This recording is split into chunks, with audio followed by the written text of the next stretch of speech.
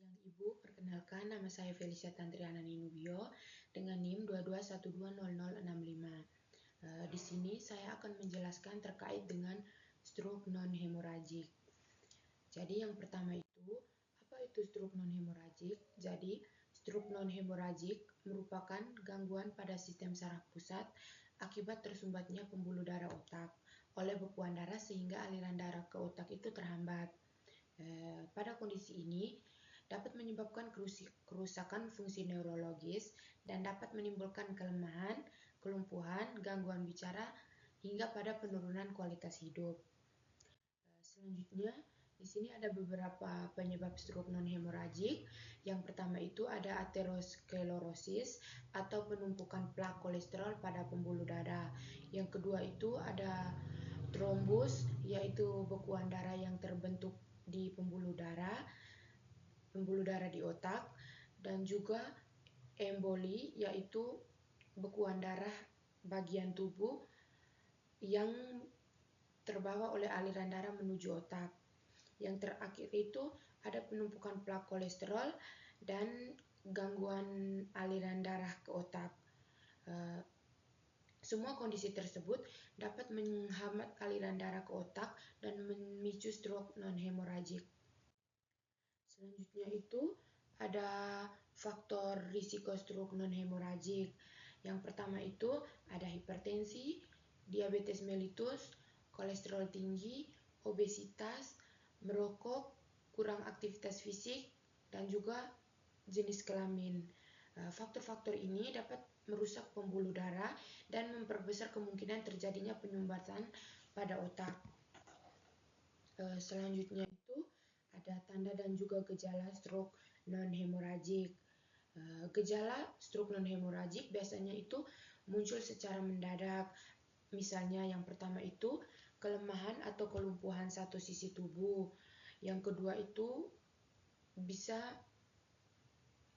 menghambat gangguan berbicara.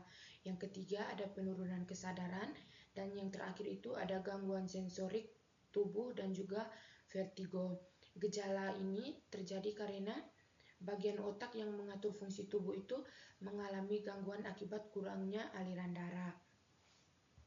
Selanjutnya ada beberapa dampak stroke non-hemoragik. Yang pertama itu ada penurunan kekuatan otot, yang kedua itu ada gangguan aktivitas sehari-hari, yang ketiga risiko kecacatan jangka panjang, dan juga disabilitas fisik. Dari beberapa dampak itu, pasien stroke non-hemoragik membutuhkan penanganan dan rehabilitas agar fungsi tubuh itu dapat kembali membaik.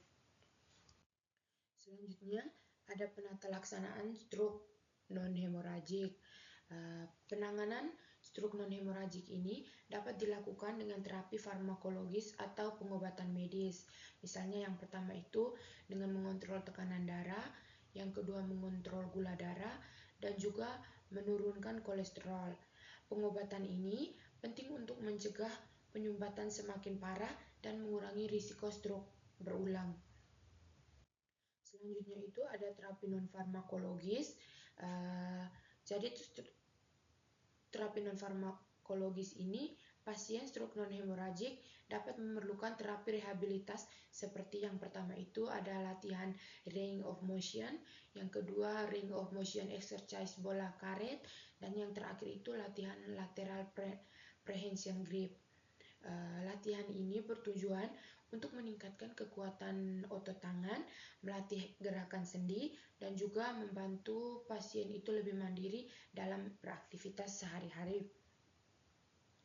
Yang berikutnya ada pencegahan stroke non-hemoragik. Yang pertama itu dengan menjaga pola hidup sehat, yang kedua mengontrol tekanan darah, yang ketiga berhenti merokok, selanjutnya ada rutin berolahraga, mengontrol kadar kolesterol dan juga gula darah, serta menjaga berat badan ideal.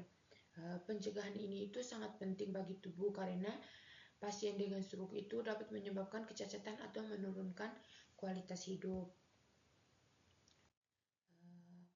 Yang terakhir ada kesimpulan. Jadi, stroke non-hemoragik itu merupakan stroke yang diakibatkan oleh penyumbatan pembuluh darah otak yang dapat menyebabkan kelemahan dan juga kecacatan. Faktor risiko utama stroke non-hemoragik itu meliputi hipertensi, kolesterol tinggi, diabetes, obesitas, dan juga merokok. Penanganan yang dapat dilakukan untuk pasien stroke non-hemoragik itu bisa melalui terapi medis dan juga latihan rehabilitasi seperti ROM, exercise bola karet, dan juga latihan lateral prehension grip yang terbukti membantu meningkatkan kekuatan otot pasien stroke non-hemoragik. Sekian presentasi dari saya, kurang lebihnya saya mohon maaf. Terima kasih.